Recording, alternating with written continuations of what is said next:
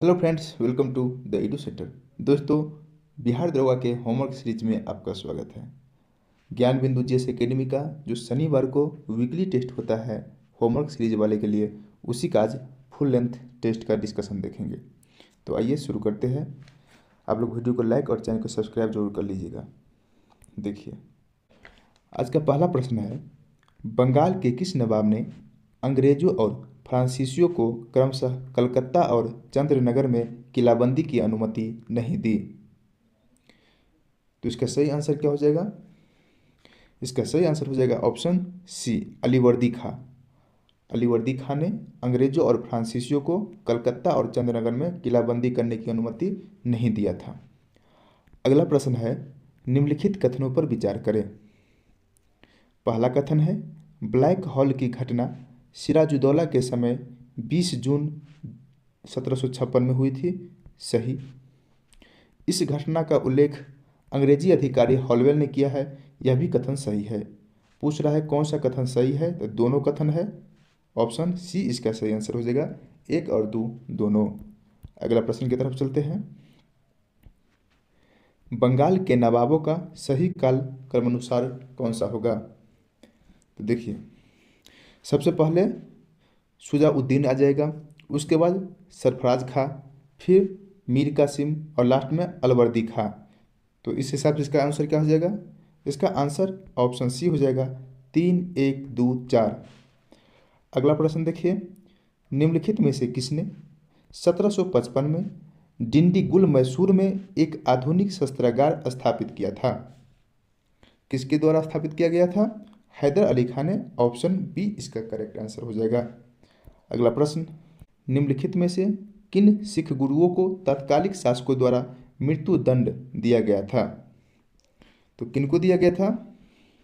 देखिए, गुरु अर्जुन देव, इसको, यह कौन सा गुरु था? यह 5वां गुरु था। इनकी हत्या जहांगीर के द्वारा कर दिया गया था। किनके द्वारा? जहांगीर के द्वारा। और गुरु तेग बहादुर, जो कि 9वां गुरु थे, इनकी हत्या औरंगजेब के द्वारा कर दिया गया था। औरंगजेब के द्वारा। तो 2 और 4 दोनों की हत्याएं कर दिया गया था, दोनों को मृत्युदंड मिला था। इसलिए इसका सही आंसर क्या हो जाएगा? ऑप्शन ए, 2 और 4। अगला प्रश्न, निम्नलिखित में से किस मराठा पेशवा ने चौथ एवं सरदेशमुखी कर वसूल करने का अधिकार मराठा सरदारों को दे दिया? तो इसका सही आंसर क्या हो जाएगा? बालाजी बाजीराव प्रथम। किस ऑप्शन में है? बाजीराव, नहीं नहीं नहीं,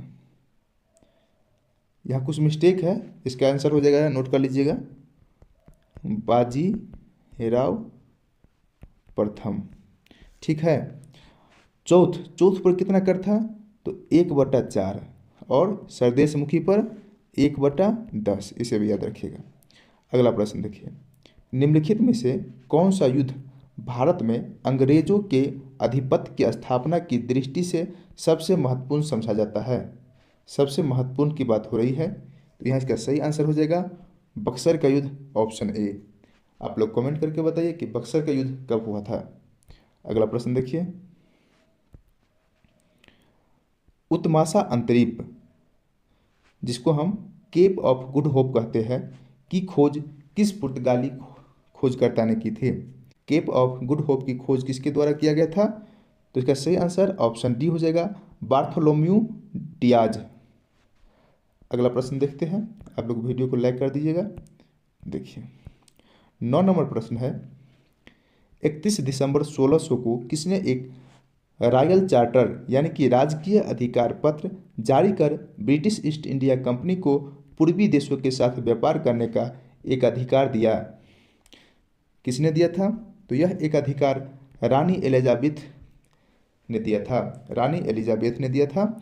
अगला प्रश्न देखते हैं। अगला प्रश्न है, सूची 1 को सूची 2 से मिलाना है। देखिए, फ्रांसिस डे, यह मद्रास का संस्थापक है। जॉब चर्नॉक कलकत्ता के संस्थापक है। रोलांड अनगियार, यह बम्बई का संस्थापक है। सभी सुमेलित है, इसलिए इसका आंसर ऑप्शन ए हो जाएगा। अगला प्रश्न की तरफ चलते हैं। यहाँ भी सूची 1 को सूची 2 से मिलाना है, तो ये मिलाते हैं। प्रथम कर्नाटक युद्ध क्या हो जाएगा? एक्सला चैपल की संधि के तहत प्रथम कर्नाटक युद्ध का अंत हुआ था। दूसरा है तृतीय कर्नाटक युद्ध। तृतीय कर्नाटक युद्ध पेरिस के संधि के तहत अंत हुआ था। द्वितीय कर्नाटक युद्ध यह अनिर्णायक युद्ध रहा। और प्रथम मैसूर युद्ध यह हो जाएगा ब्रिटिश की हार। प्रथम मैसूर युद्ध जो हैदर अली और अंग्रेज़ों के बीच हुआ था, जिसमें अंग्रेज का हार हुआ था और हैदर अली जीत गया था। इसका पीरियड कब से कब रहा था? 1767 से लेकर 69 तक। देखिए सम्मिलित हो गया। इसका क्या आंसर हो जाएगा? आप लोग मिला लीजिए कौन आंसर हो जाएगा। तो ऑप्शन सी इसका सही आंसर हो जाएगा। अगला प्रश्न, कर्नाटक का युद्ध निम्नलिखित में से किस विदेशी सत्ता के बीच हुआ? कर्नाटक का युद्ध फ्रांसीसी और ब्रिटिश के बीच हुआ था। ऑप्शन सी इसका करेक्ट आंसर हो जाएगा। अगला प्रश्न, निम्नलिखित कथनों पर विचार करें। पहला कथन है, क्या है पहला कथन? पानीपत के तृतीय युद्ध में अहमद शाह अब्दाली ने इब्राहिम लोदी को पराजित किया। ये कथन गलत हो जाएगा। पानीपत के तृतीय युद्ध कब हुआ था? 1761 ईस्वी में। यह किसके बीच हुआ था? तो मराठा और अफगान के बीच हुआ था। मराठा की तरफ से कौन लड़ा था? तो बालाजी बाजीराव। और अफगान की तरफ से अहमद शाह अब्दाली। तो अहमद शाह अब्दाली तो है, लेकिन इब्राहिम लोदी के साथ लड़ा था नहीं। किसके साथ? बालाजी बाजीराव के साथ। इसलिए कथन एक गलत है। कथन दो देखिए, तृतीय आंग्ल मैसूर युद्ध में टीपू सुल्तान की मृत्यु हो गई थी। नहीं, टीपू सुल्तान की मृत्यु चौथा आंग्ल मैसूर युद्ध में हुआ था, न कि तीसरा में। इसलिए कथन दो भी गलत हो जाएगा। कथन तीन देखिए, प्लासी के युद्ध में सिराजुद्दौला की पराजय के लिए मीर जाफर ने अंग्रेजों से मिलकर षड्यंत्र रचा। यह एकदम करेक्ट कथन है। तो पूछ रहा है कौन सही है, तो देखिए केवल 3 ऑप्शन बी इसका करेक्ट आंसर हो जाएगा। अगला प्रश्न की तरफ चलते हैं। 14 नंबर प्रश्न है, निम्नलिखित में से कौन एक सुमेलित है? कौन एक सुमेलित है? देखिए, प्रथम आंग्ल मैसूर युद्ध हैदर अली पराजित हुआ था। नहीं, हैदर अली जीता था। कथन दो है, द्वितीय आंग्ल मैसूर युद्ध में हैदर अली ने अंग्रेजों को पराजित किया। नहीं, तो ये भी गलत हो गया, ये भी सुमेलित नहीं है। अगला देखते हैं, तृतीय आंग्ल मैसूर युद्ध टीपू सुल्तान युद्ध जीता और अपना भूभाग अंग्रेजों को नहीं दिया। यह भी गलत है। चौथा ऑप्शन में है, चतुर्थ आंग्ल मैसूर युद्ध टीपू सुल्तान पराजित हुआ, वह युद्ध के मध्य में दिवंगत हुआ। यह सही है, ऑप्शन डी। इसका ऑप्शन डी हो जाएगा आंसर। अगला प्रश्न देखते हैं। 15 नंबर प्रश्न है, निम्नलिखित में से किसका मिलान सही है? किसका मिलान सही है? तो आइए चेक करते हैं किसका मिलान सही है। देखिए, द्वैत शासन की नीति लॉर्ड क्लाइव के द्वारा लाया गया था, यह सही है। सहायक संधि की नीति बेलेजली के द्वारा, यह भी सही है। व्यपगंत का सिद्धांत यह डलहौजी के द्वारा, यह भी सही है। मतलब सभी सही है, ऑप्शन डी सही आंसर हो जाएगा। अगला प्रश्न, निम्नलिखित कथनों पर विचार करें। पहला कथन क्या है? 1903 में कर्जन ने थॉमस रॉबर्टसन के नेतृत्व में एक रेलवे बोर्ड की स्थापना किया। हाँ, किया था। 1903 में रेलवे बोर्ड की स्थापना हुआ था। अगला कथन है, एक वर्थ आयोग की रिपोर्ट के आधार पर 1925 में रेलवे को आम बजट से अलग किया गया। 1925 में नहीं, 1924 में रेल बजट को आम बजट से अलग किया गया था। तो कथन 2 गलत हो जाएगा। कथन 1 सही है। पूछ रहा है कौन सही है, तो केवल एक, option A is the correct answer. अगला प्रश्न, यहाँ भी सूची 1 को सूची 2 से मिलाना है। देखिए, अस्थाई बंदोबस्त कॉर्नवालिस, चार्ल्स ग्रांट और जॉन शोर, ये सही हो जाएगा। कॉर्नवालिस के द्वारा लाया गया था। और रैयतवाड़ी व्यवस्था, यह कैप्टन रीड, टॉमस मुंडो और एलिफिंस्टन, तो यह भी सही हो जाएगा। महालवाड़ी व्यवस्था, यह होल्ट मैकेंजी और मार्टिन बर्ड, यह भी सही हो जाएगा। ठीक है, मतलब तीनों सही है, सुमेलित है, इसलिए इसका आंसर ऑप्शन ए हो जाएगा। अगला प्रश्न देखिए, ब्रिटिश शासन के समय अर्थव्यवस्था को खोखला करने यानी कि इकोनॉमिक ड्रेन के सिद्धांत के बारे में पुस्तक किसने लिखी है? ड्रेन ऑफ वेल्थ, पुस्तक का नाम क्या था? Drain of wealth. यह पुस्तक किसके द्वारा लिखा गया था? तो ऑप्शन डी, दादा भाई नौरोजी के द्वारा डेन ऑफ वेल्थ लिखा गया था। अगला प्रश्न देखते हैं 19 नंबर।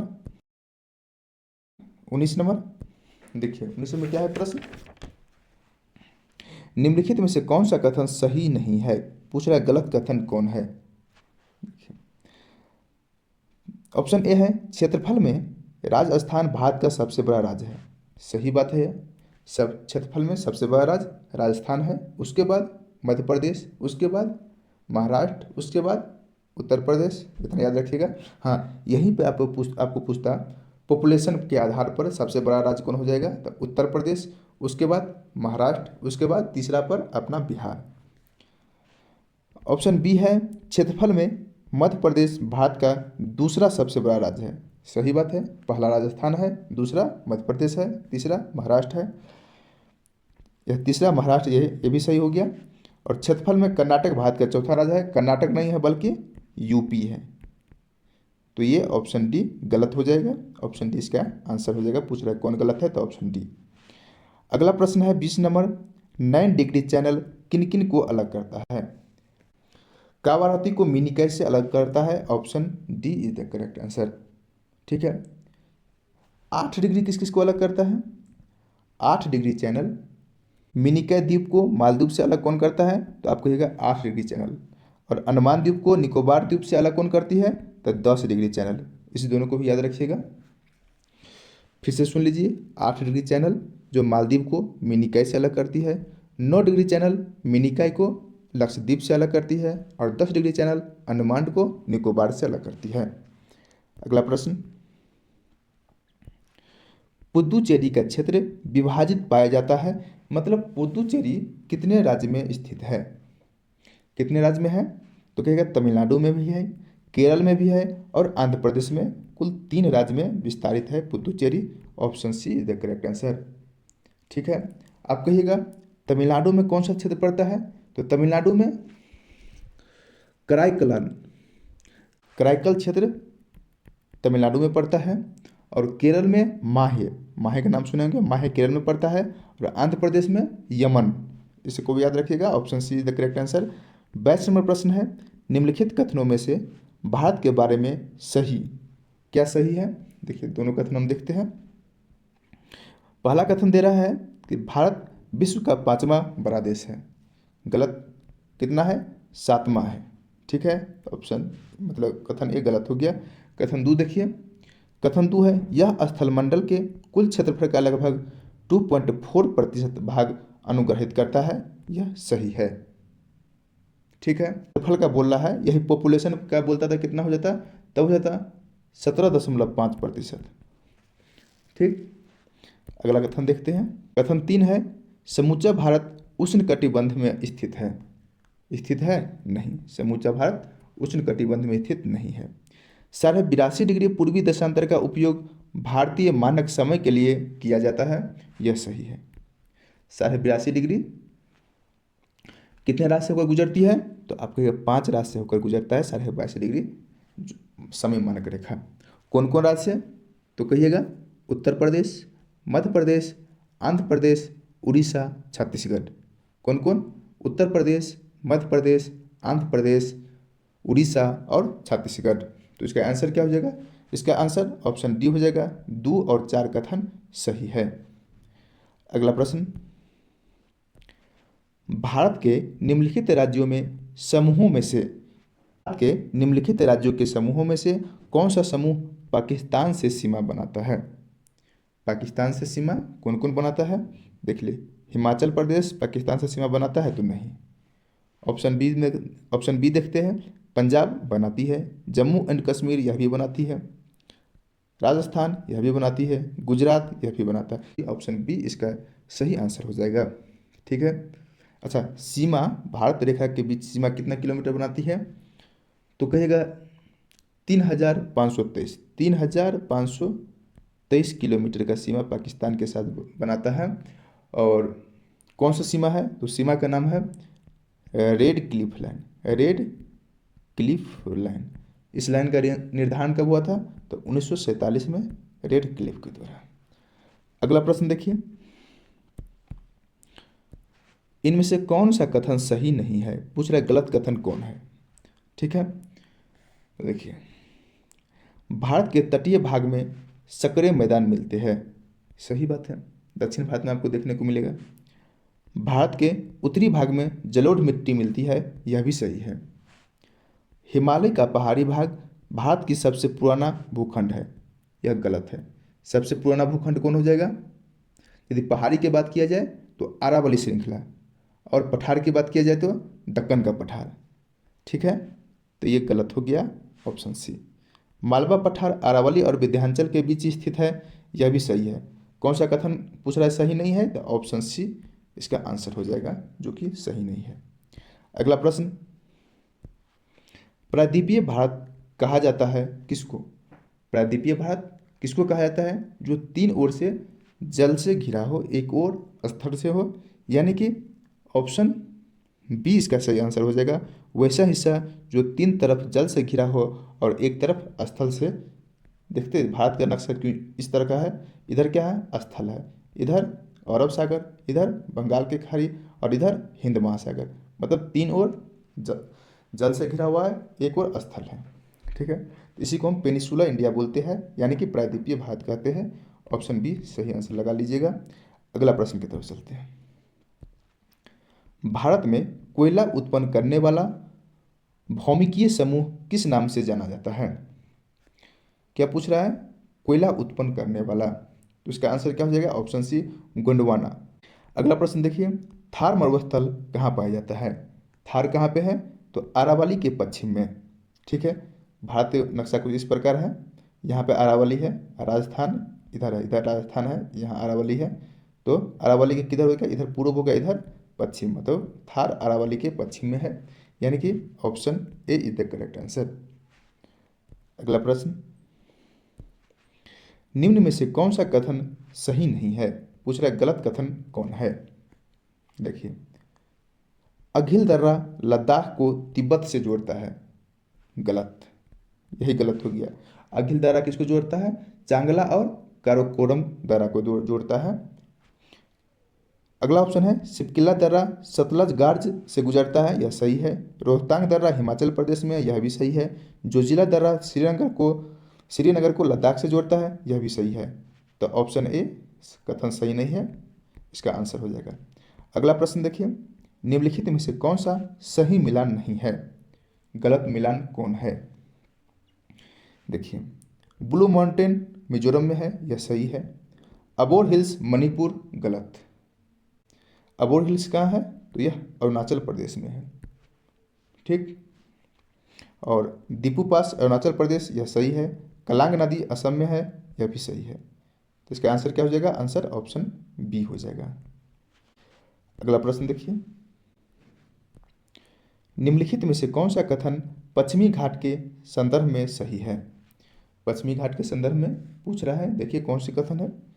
पश्चिमी घाट की ऊंचाई उत्तर से दक्षिण की ओर घटती है। पश्चिमी घाट देखिए मानचित्र में देखिए इसे, तो उत्तर से दक्षिण की तरफ आएंगे तो दक्षिण में सबसे ऊंचा पर्वत चोटी एक है। तो कैसे हो गया? ये दक्षिण में घटेगी तो यहाँ तो चोटी नहीं बनना चाहिए। मतलब सबसे दक्षिण में जो ऊंची चोटी है, मतलब बढ़ेगी। उत्तर से दक्षिण की ओर जाएगा तो क्या हो जाएगा? बढ़ेगी। तो ऑप्शन ए तो हो गया गलत।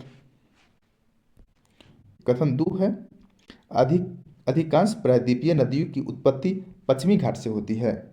होती है, हाँ भाई सही होती है। कथन तीन है, पश्चिमी घाट सतत है और उन्हें केवल दर्रों के द्वारा पार किया जा सकता है। हाँ भाई देखे होंगे, भोर घाट दर्रा, पाल घाट दर्रा, ये सभी से गुजरता है। तो यानी कि कथन दो और कथन तीन सही है।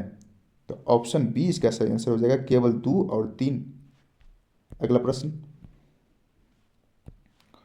भारत का एकमात्र सक्रिय ज्वालामुखी द्वीप अवस्थित है कहाँ है? सक्रिय ज्वालामुखी के बारे में पूछ रहा है। अच्छा, सक्रिय ज्वालामुखी का नाम क्या है? तो आप कहिएगा बैरन ज्वालामुखी। ठीक है, ये कहाँ पे है? तो यह है मध्य अंडमान के पूर्व में, मध्य अंडमान के पूर्व में है। ठीक है, अच्छा, मृत ज्वालामुखी भारत में कौन है? तो कहिएगा उनका नाम क्या है? नारकोंडम, याद रखिएगा, नारकोंडम। अगला प्रश्न की तरफ चलते हैं। निम्नलिखित में से किस अधिनियम के द्वारा केंद्र में द्वैध शासन की स्थापना की गई? केंद्र में द्वैध शासन भारत शासन अधिनियम 1935 के तहत। Option D is the correct answer. और प्रांत में द्वैध शासन कब आया था? तो भारत शासन अधिनियम 1919, ये हो जाएगा प्रांत में, प्रांतों में द्वैध शासन। ठीक है, अगला प्रश्न देखिए, माउंटबेटन योजना आधार बनी किसका? किसका आधार बना? तो देश के विभाजन का। Option see the correct answer. इसी योजना के तहत तो भारत और पाकिस्तान में बटा था। अगला प्रश्न देखिए, पंडित जवाहरलाल नेहरू द्वारा प्रस्तुत उद्देश्य प्रस्ताव को संविधान द्वारा कब स्वीकार किया गया? पूछ रहा है कब स्वीकार किया गया। तो यह स्वीकार किया गया था 22 जनवरी 1947 को। ऑप्शन सी इसका सही आंसर हो जाएगा। अच्छा, यह उद्देश्य प्रस्ताव लाया कब गया था? तो लाया गया था 13 दिसंबर 1946 को। नोट कर लीजिएगा, 13 दिसंबर 1946 को उद्देश्य प्रस्ताव लाया गया था और उसको स्वीकार किया गया था 22 जनवरी 1947 को। ठीक है, यह प्रस्ताव किसके द्वारा लाया गया था? तो पंडित नेहरू के द्वारा लाया गया था, जो बाद में संविधान का प्रस्तावना बनाता है। अच्छा, संविधान के प्रस्तावना को संविधान का आत्मा किसने कहा है? तो जवाहरलाल नेहरू ने प्रस्तावना को संविधान का आत्मा कहा है और B.R. अम्बेडकर जी ने आर्टिकल 32 को संविधान का आत्मा कहा है। इसे भी याद रखिएगा। अगला प्रश्न देखिए, निम्न में से किसने भारत का संविधान बनाने के लिए संविधान सभा की रचना करने का विचार सर्वप्रथम प्रस्तुत किया है? सर्वप्रथम प्रस्तुत किया है, किसने प्रस्तुत किया है? तो स्वराज दल ने। Option A is the correct answer हो जाएगा। कब किया है भाई? तो आप कहिएगा 1895 को। ठीक है, देखिए मुस्लिम लीग यह कब हुआ था? तो 1906। ठीक है, भारतीय राष्ट्रीय कांग्रेस की स्थापना तो कहिएगा 1885 को। फॉरवर्ड ब्लॉक पार्टी की स्थापना कब हुआ था? सुभाष चंद्र बोस के द्वारा 1939 को। ठीक है, अगला प्रश्न देखते हैं, भारतीय संविधान के किस भाग में आर्थिक न्याय को संविधान का लक्ष्य घोषित किया है? किस भाग को? तो प्रस्तावना और नीति निर्देशक सिद्धांत को। ऑप्शन बी इसका करेक्ट आंसर हो जाएगा। अगला प्रश्न, भारतीय संविधान द्वारा प्रदत्त मौलिक अधिकारों के स्थगन संबंधित कार्यपालिका के अधिकारों को किस देश के संविधान से लिया गया है? मौलिक अधिकार किस देश के संविधान से, मौलिक अधिकार का स्थगन किस देश के संविधान से लिया गया है? तो जर्मनी से। यहीं से आपातकाल भी लिया गया है, इसको भी याद रखिएगा। देखिए, दक्षिण अफ्रीका से क्या लिया गया है? तो संविधान का संशोधन। आयरलैंड से क्या लिया गया है? तो DPSP, मतलब राज्य के नीति निर्देशक तत्व। और फ्रांस से क्या लिया गया है? फ्रांस से लिया गया है एकता, बंधुता और समानता। अगला प्रश्न देखिए, भारतीय संविधान के अंतर्गत संघ और राज्य के बीच शक्तियों का बंटवारा किसकी प्रेरणा पर आधारित है? शक्तियों का बंटवारा किसकी प्रेरणा पर आधारित है? तो कनाडा। ऑप्शन डी कनाडा से लिया गया है, केंद्र और राज्य के बीच संबंध। ठीक है, अमेरिका से क्या लिया गया है? तो अमेरिका से लिया गया है प्रस्तावना, मौलिक अधिकार, राष्ट्रपति और महाभियोग। स्विट्जरलैंड से आप लोग कमेंट कीजिए, स्विट्जरलैंड से क्या लिया गया है? और पूर्व सोवियत संघ से क्या लिया गया है? तो फंडामेंटल राइट नहीं, फंडामेंटल ड्यूटी लिया गया है, फंडामेंटल ड्यूटी और मूल कर्तव्य सोवियत संघ से लिया गया है। अगला प्रश्न है, 1947 में विभाजन के बाद संविधान सभा में लगभग कितने सदस्य थे? आज़ादी के समय, आज़ादी होने के बाद पूछ रहा है, संविधान में लगभग कितने सदस्य थे? देखिए, जब संविधान सभा बनने के समय, संविधान सभा जब बन रहा था, जब उसकी स्थापना किया गया, उस समय कितने सदस्य थी? तो 389 सदस्य था। शुरू में कितने सदस्य? 389। और आज़ादी के समय 299 सदस्य रह गया। और अंतिम बैठक जब हुआ था उस समय मात्र 284 सदस्य बचा था। यह पूछ रहा है विभाजन के बाद कितने सदस्य? ऑप्शन सी 299 सदस्य। अगला प्रश्न है, सांप्रदायिक निर्वाचन वर्ग भारत में पहली बार किस वर्ष में आरंभ किया गया? सांप्रदायिक निर्वाचन कब स्टार्ट हुआ भारत में? तो कहिएगा 1909, 1909 के मार्ले मिंटो अधिनियम के समय। अगला प्रश्न है, भारत को अधिकार क्षेत्र का दर्जा यानी कि डोमिनियन स्टेट्स का दर्जा किस तारीख को मिला? कब मिला है? 15 अगस्त 1947 को। ऑप्शन बी इसका सही आंसर हो जाएगा। अगला प्रश्न, निम्नलिखित में से कौन सी वह पहली भाषा थी जिसे भारत में शास्त्रीय भाषा का दर्जा प्रदान किया गया? सबसे पहला शास्त्रीय भाषा कौन सा है? तमिल। ऑप्शन सी इसका सही आंसर हो जाएगा। देखिए, शास्त्रीय भाषा यानी कि क्लासिकल लैंग्वेज कितनी है? हमेशा कंफ्यूज रहता है, आपके 11 है कि 9 है? तो देखिए, भारत सरकार के अनुसार शास्त्रीय भाषा 11 है, लेकिन एनईपी के अनुसार, एनईपी 2020 के अनुसार शास्त्रीय भाषा मात्र 9 है। ठीक है, वो 11 भारत सरकार कौन कौन दिया है? तो 3 जोड़ दिया है। वह 3 कौन कौन है? प्राकृतिक, पाली और फारसी।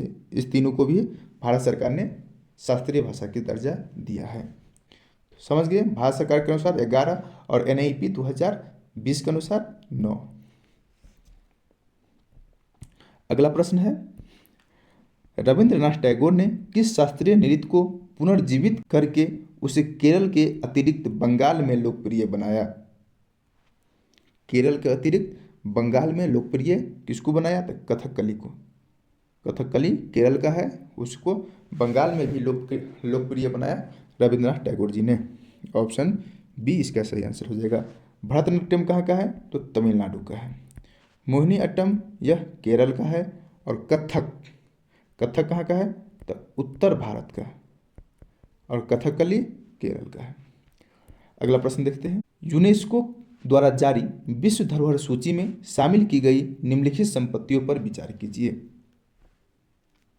ठीक है, पूछ रहा है उपयुक्त में से कितनी संपत्ति को 2023 में शामिल किया गया है? 2023 में किसको किसको शामिल किया गया? आपके शांति निकेतन को और होयसल के पवित्र मंदिर समूह को। 1 और 3 किस ऑप्शन में है? कितनी? तो ये हो गया 1 और ये हो गया 2, तो कितना? ऑप्शन बी केवल 2। ये चार में से केवल 2। कौन 2? कौन कौन? तो शांति निकेतन और होयसल के पवित्र मंदिर समूह। अगला प्रश्न देखिए, निम्नलिखित में से यूनेस्को द्वारा अनुमोदित विश्व धरोहर स्थल की पहचान कीजिए। पहचान कीजिए। देखिए कौन है? तो खजुराहो के मंदिर समूह, इसको यूनेस्को की सूची में शामिल किया गया है। ये कहाँ पे है? ये मध्य प्रदेश में है। ठीक है, अच्छा, चारबाग रेलवे स्टेशन कहाँ पे है? आपके उत्तर प्रदेश में है। ठीक, सलारगंज संग्रहालय ये कहाँ पे है? यह तेलंगाना में है। अगला प्रश्न देखिए, निम्नलिखित में से कौन से संरक्षित क्षेत्र कावेरी बेसिन में स्थित है? देखिए, कावेरी बेसिन में पूछ रहा है ना, तो कावेरी बेसिन में कौन कौन हो जाएगा?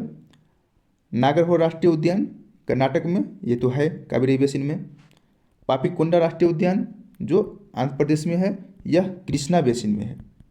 कृष्णा बेसिन में है पापीकोंडा राष्ट्रीय उद्यान। ठीक है, और सतमंगलम टाइगर रिजर्व ये कहाँ है? ये है तमिलनाडु में, लेकिन कावेरी बेसिन में है। वायनाड राष्ट्रीय जो वायनाड वन्यजीव अभयारण्य ये भी कावेरी बेसिन में है। कहाँ पे? केरल में। देखिए, कावेरी बेसिन में कौन कौन हो गया? नागरहोल राष्ट्रीय उद्यान, सतमंगलम टाइगर रिजर्व और वायनाड वन्यजीव अभयारण्य, ये तीनों हो जाएगा। किस ऑप्शन में है? तो ऑप्शन सी 1, 3, 4 इसका सही आंसर हो जाएगा। 2 पापीकोंडा राष्ट्रीय उद्यान कहाँ पे है? कृष्णा बेसिन में है, जो आंध्र प्रदेश में है।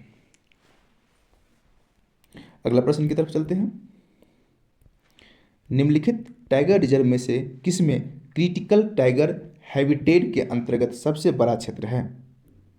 सबसे बड़ा क्षेत्र पूछ रहा है ना, तो हो जाएगा Nagarjuna Sagar Srisailam. Option C. ठीक है, जो भारत का सबसे बड़ा टाइगर रिजर्व है।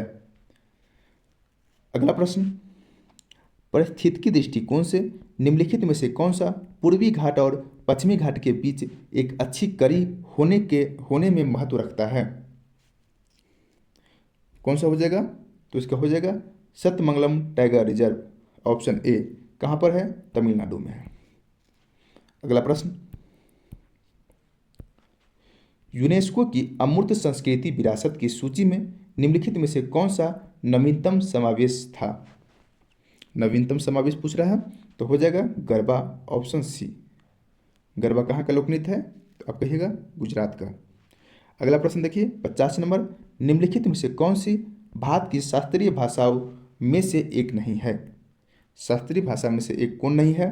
कन्नड़ शास्त्रीय भाषा है, उड़िया और मलयालम ये तीनों शास्त्रीय भाषा है, मगही शास्त्रीय भाषा नहीं है, इसलिए इसका आंसर ऑप्शन ए हो जाएगा।